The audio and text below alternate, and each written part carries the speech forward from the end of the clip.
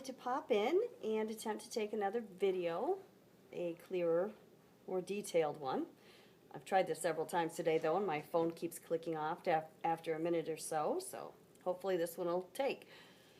So, I'm working on Old Birds still. This is kind of a larger piece, so it's taking me a while. It's not the only thing I'm working on, so. Today I'm using my cameo needle tip, or my cameo needle with the small needle tip, and I have my gauge set on 1. Generally I use my small needle tip. If I'm using anything other than the Valdani pearl cotton, I use the size 8, the balls of Valdani pearl cotton. They are my favorite. I absolutely love them. From time to time though, I do use the Gentle Arts threads, which these are gorgeous threads. I love them, but they don't come on balls, and it's really so much more time consuming to use to separate the threads.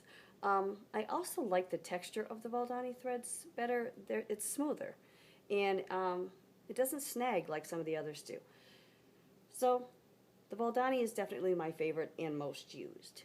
So I have my cameo needle with the small needle tip, gauge set on 1, and my needle threader. You're going to take your needle threader and put it straight down through the hollow of the needle. This is a hollow needle that your floss is going to go into. Excuse me. So you put your needle threader straight down through so that it comes out the bottom. Take your floss, and yes, I licked my thread. It's gross, I know, and I keep meaning to set something here to wet my thread another way, and I keep forgetting. I promise, when I send you things that you've purchased, it's not full of thread, or floss. Oh my God. It's not full of spit. So anyways, you put your floss through the end of the threader. Take the threader and pull it up through the needle until some floss has come out. Grab the floss and the threader and separate the two.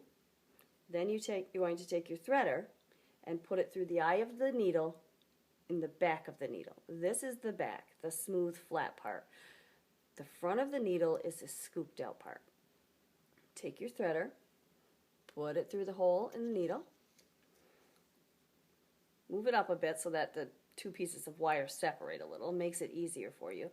And then take your thread and put it through the threader again.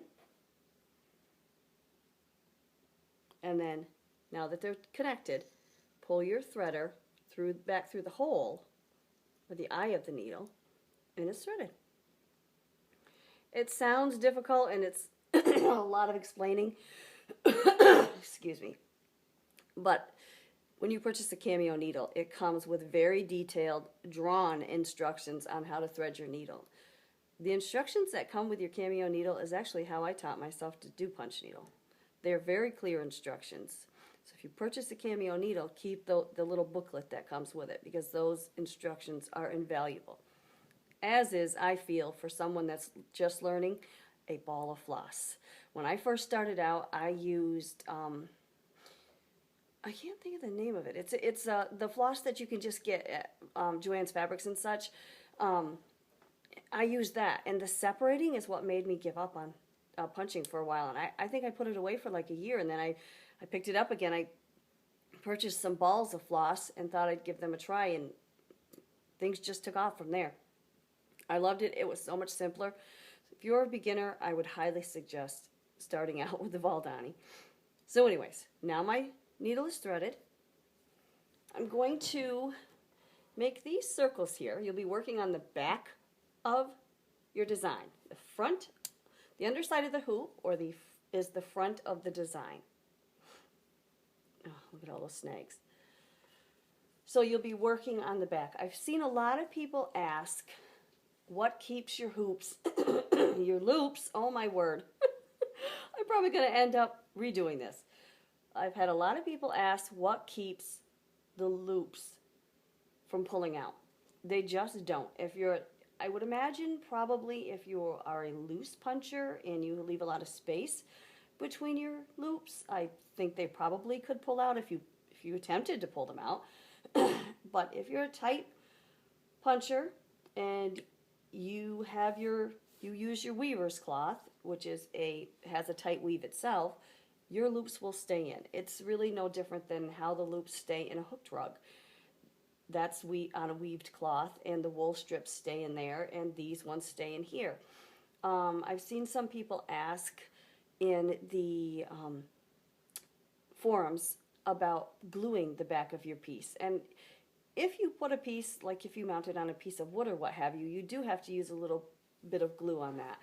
I would just do the edges. Glue will seep through. It'll grab a hold of the, soak into the fabric, the thread or floss or whatever you're using, and it will change the color. And I've done it before. That's how I know. I tried to glue something when I first started. I tried to glue something onto a bucket, and the glue changed the colors of my flosses, and I was quite disappointed. And as you know, these are time consuming and a lot of detail goes into it, and it's quite disappointing when something turns out to not look anything like you thought it was going to. So just be careful if you do use the glue, and I sew them whenever possible. So anyways, let's get started.